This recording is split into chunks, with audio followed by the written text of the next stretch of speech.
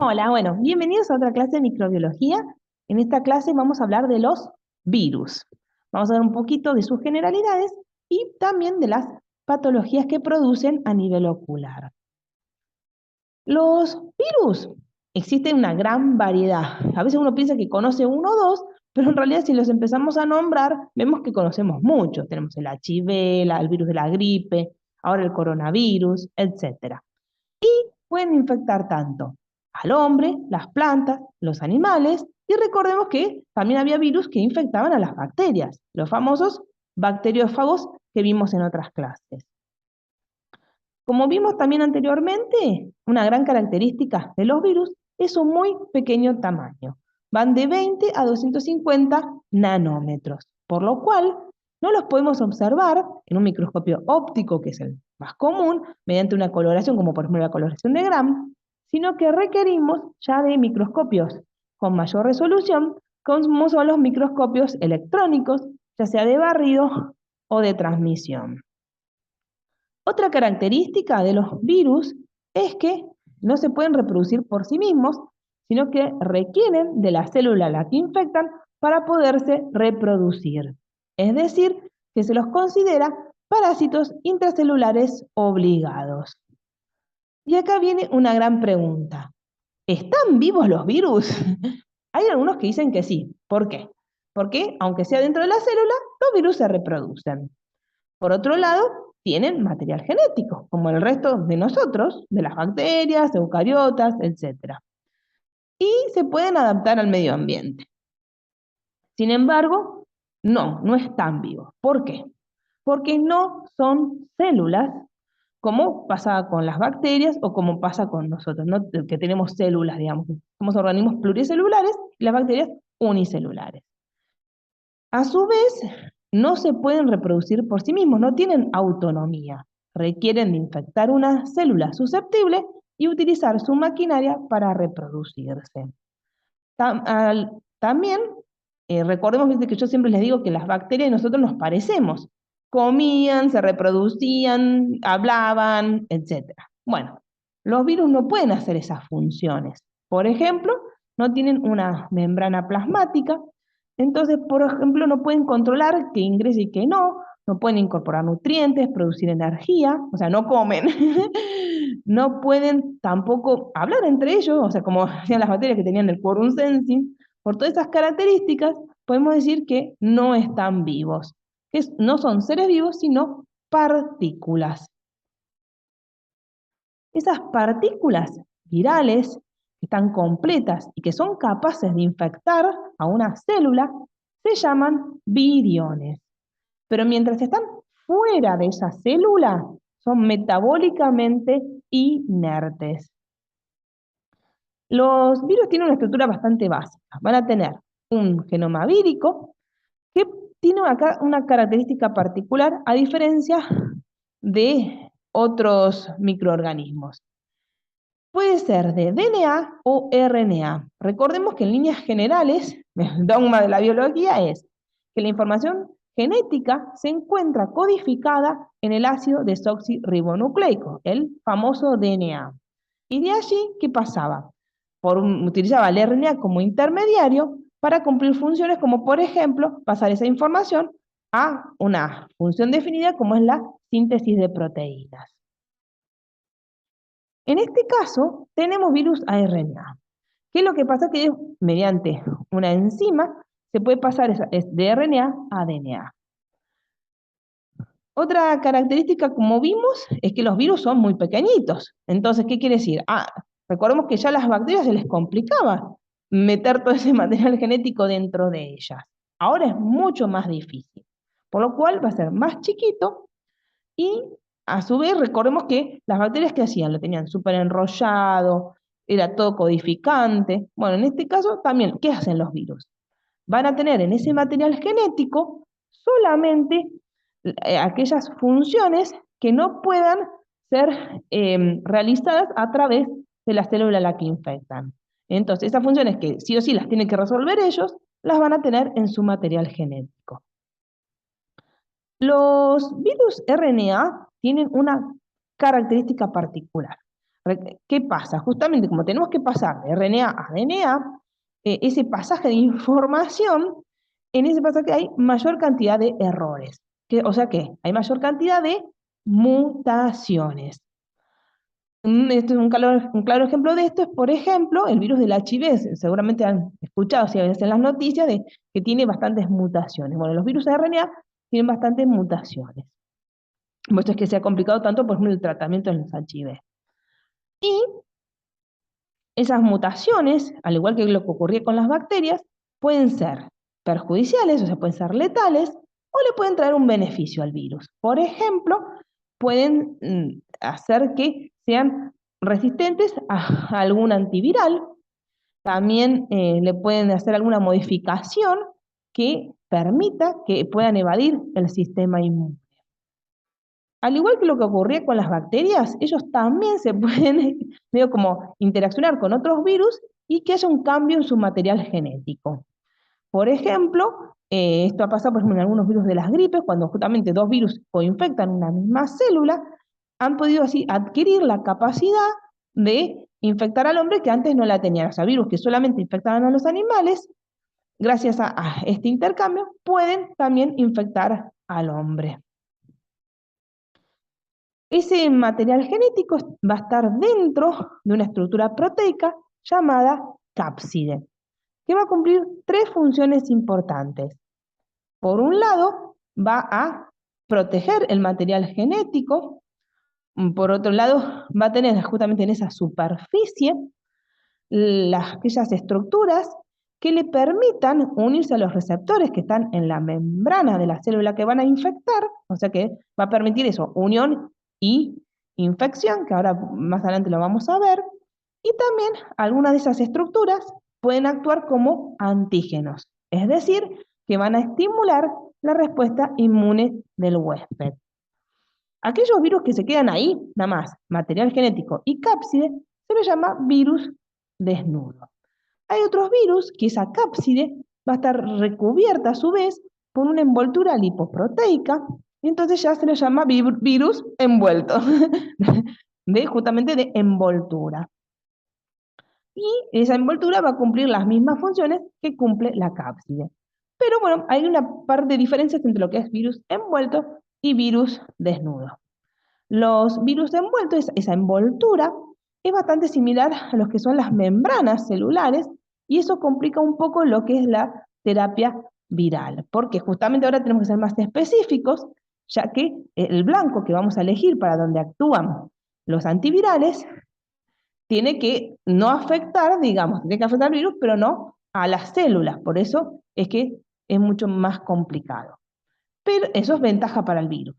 Pero como desventaja es que son más susceptibles por ejemplo, los detergentes aniónicos, o sea, porque justamente a esas sustancias que actúan a nivel de los lípidos.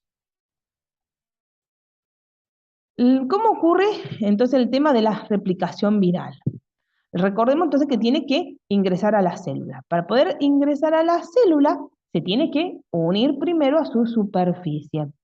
Y eso es porque justamente en la superficie del virus hay unas partículas que van a ser reconocidas por receptores que están en la membrana de la célula y entonces se van a poder unir.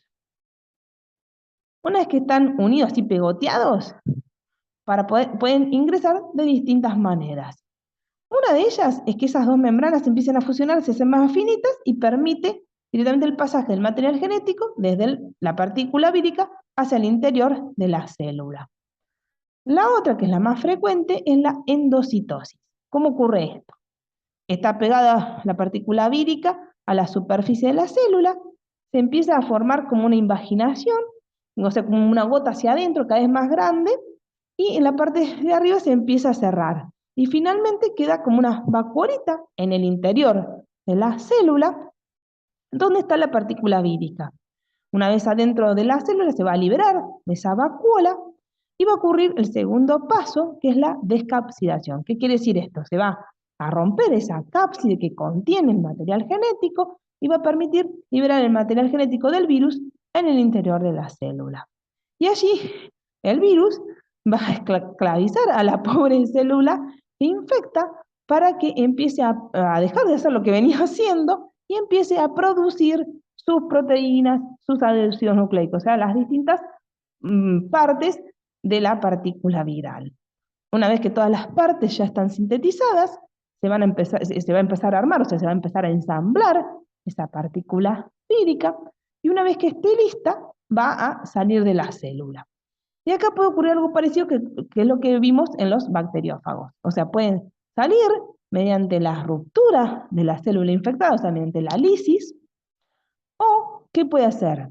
Puede salir o sea, pegarse, ahora, pero del lado de adentro de la membrana de la célula, como que empieza a empujar hacia afuera, se genera como un brote o yema, eso se va a hacer cada vez más grande, se va a empezar a ser más estrecho en la base, finalmente se va a liberar lo que es la partícula vírica, que estaría como justamente como envuelta en componentes de la membrana de la célula, y se libera varias partículas virales. Algunos virus tienen una capacidad particular, que pueden ser ya sea los retrovirus, que son, por ejemplo, el HIV, virus a RNA, o los herpes virus, que son virus a ADNA, que tienen como característica que quedan dentro de la célula, en lo que se llama un estado de latencia, en un periodo que puede ser bastante variable. Y eso complica mucho a veces los tratamientos. Como les decía, entonces el virus, para poderse ingresar a la célula, se va a unir a receptores que están en la superficie de la célula, y esa unión entre los receptores que están en la superficie de la célula y partículas que están en la superficie del virus, esa unión entre esos dos componentes es muy específica. Por eso es que en líneas generales, los virus que infectan, por ejemplo, los animales, no nos infectan al hombre, salvo que puedan adquirir esa capacidad, y a eso se lo llama virus zoonóticos, o sea, producen zoonosis, enfermedades que se transmiten de los animales al hombre. Y eso mismo que ocurre, o sea, de esa especificidad que hace que quizás infecten solo animales o solamente humanos, también se da dentro de nuestro cuerpo. O sea, en líneas generales, los virus van a tener especificidad por algún órgano o algún tejido. O sea, puede ser varios, pero algún grupito de órganos o un grupito de tejidos. Y por eso es que justamente nosotros vemos que clínicamente quizá van a producir una patología u otra. Lo que pasa es que a veces puede pasar que, por ejemplo, quizás se pueden, por ejemplo, no sé, reproducir en la parte respiratoria, por ejemplo, ingresan por vía respiratoria, se reproducen ahí, después van a otra parte y ahí generan la enfermedad. O sea que puede haber más de un órgano, pero son bastante específicos. Los virus pueden ingresar, como decía, a nuestro cuerpo por varias vías.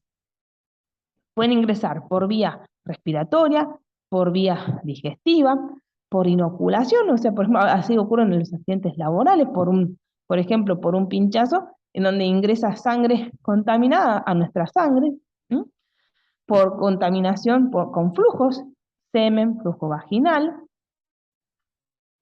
y también tenemos, por ejemplo, la vía ocular, pero esa no es tan frecuente. Se ve favorecida a veces, por ejemplo, por alguna lesión. Y ahí nos van a producir las infecciones oculares, siendo la más frecuente la conjuntivitis. También vimos que dentro de las conjuntivitis la principal causa son las víricas, y dentro de los virus el principal que lo causa es el adenovirus, que es un virus, como su nombre lo indica, por ADN. Los adenovirus tienen una característica, que son altamente transmisibles por fomites, o sea, pequeñas gotitas, quedan en las superficies, por lo cual muchas veces pueden generar brotes.